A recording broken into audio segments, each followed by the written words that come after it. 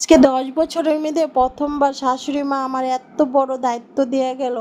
মা আজকে চইলা যাইতেছে গুয়াহাটিতে, একটু কাজের জন্যে যাইতেছে, নাহলে যাইলো নইলে।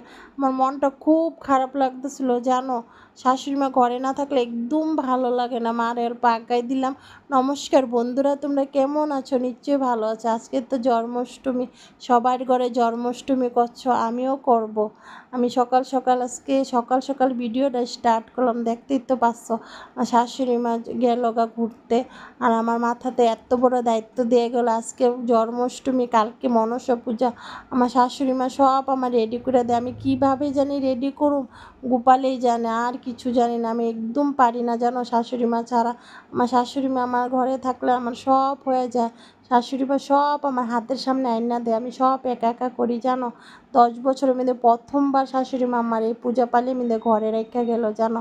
তোমাদের কার কার এরকম খারাপ লাগে শাশুড়ি মা ঘরতে গেলে? আমার খুব খারাপ লাগে জানো। আজকে তো পূজা, এই কারণে আমি বিছনার বেড কাপড়গুলো সব পাল্টাইতেছিলাম। বাসি বিছনাতে ভালো লাগে না। অল্প তো বসুম, একটু শুমো, সারাদিন উপাস যদি থাকুম। আর তোমাদের যদি আমার ভিডিওটা দেখে ভালো লাগে, সুন্দর করে একটা কমেন্ট করো। আর তোমরা যদি লং ভিডিও দেখতে চাও, এটাও আমার জানাই, আমি লং ভিডিও করার চেষ্টা করব। বাই বাই বন্ধুরা। আর দেখো আমার বিছনাটা গুছাইছি যেন কিরম লাগছে।